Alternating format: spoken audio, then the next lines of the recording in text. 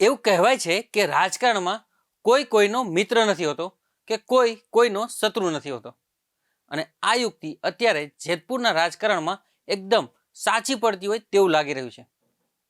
ખોડલધામના આંગણે એક આજ સ્નેહ મિલન યોજાયો હતો અને આ સ્નેહ મિલન જેતપુરના રાજકારણથી લઈ અને છેક ગાંધીનગરના રાજકારણ સુધીનો ચર્ચામાં જગાય છે. તો શું છે આ સમગ્ર મામલો અને ખોડલધામમાં જે સ્નેહ મિલન યોજાયો હતો તેમાં કોણ એવા હતા બે વ્યક્તિઓ કે જે મિલાપ થયો છે? સમગ્ર જાણીએ આ વિડીયોમાં. નમસ્કાર, આપ જોઈ રહ્યા છો બેનિફિટ ન્યૂઝ અને હું છું મહેશ. તાજેતરમાં ખોડલધામ ખાતે ભાજપના પ્રદેશ મંત્રી પ્રશાંત કોરાટના સન્માન માટે એક ભવ્ય કાર્યક્રમનું આયોજન કરવામાં આવ્યું હતું. આ કાર્યક્રમમાં અનેક દિગ્ગજો હાજર હતા, પણ સૌની નજર એક એવા ચહેરા પર અટકી ગઈ હતી જેની હાજરીની કોઈને કલ્પના પણ નહોતી. એ ચહેરો એટલે જેતપુર નગરપાલિકાના પૂર્વ પ્રમુખ અને જયેશ રાદડિયાના અત્યંત અંગત મનાતા સુરેશ સખરેલિયા. યાદ કરો જેતપુર નગરપાલિકાની એ ચૂંટણી જ્યારે ભાજપના આંતરિક રાજકારણમાં ભડકો થયો હતો.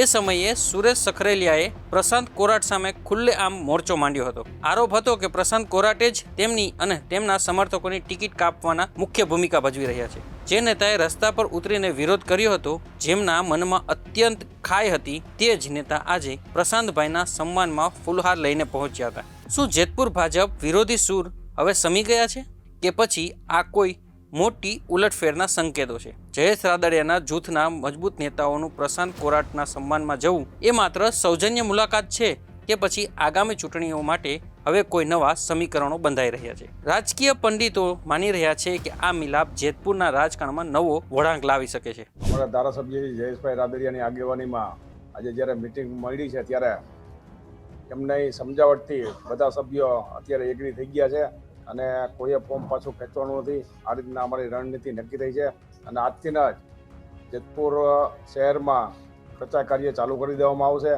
અને જેતપુર શહેરમાંથી ઓછામાં ઓછી આજે જ્યારે 42 સીટ ઉપર ઉમેદવાર ભારતીય જનતા પાર્ટીને લડતા હોય ત્યારે અમે પૂરી તાકાતથી હું અને જયેશભાઈ આ સમગ્ર ચૂંટણીમાં 35 થી 38 સીટ લઈ આવવાના છે. એમાં કોઈ મિનમેક નથી.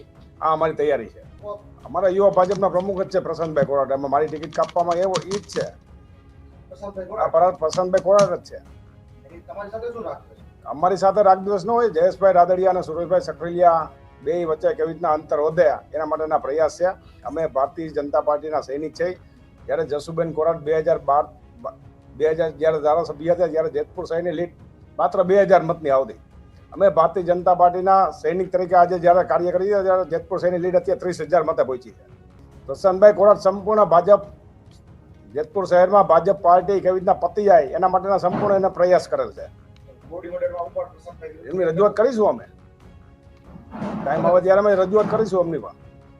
ખુલ્લેઆમ વિરોધ કરનાર નેતા જ્યારે સન્માન કરવા પહોંચે ત્યારે સમજી લેવું કે પડદા પાછળ કંઈક મોટું રંધાઈ રહ્યું છે.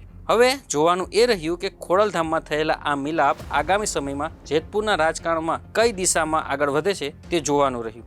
શું હવે આ નેતાઓ જૂના વેર ભૂલીને સંગઠનને મજબૂત બનાવવાના પ્રયાસો કરી રહ્યા છે કે પછી સત્તાના નવા સોગઠાઓ ગોઠવાઈ રહ્યા છે?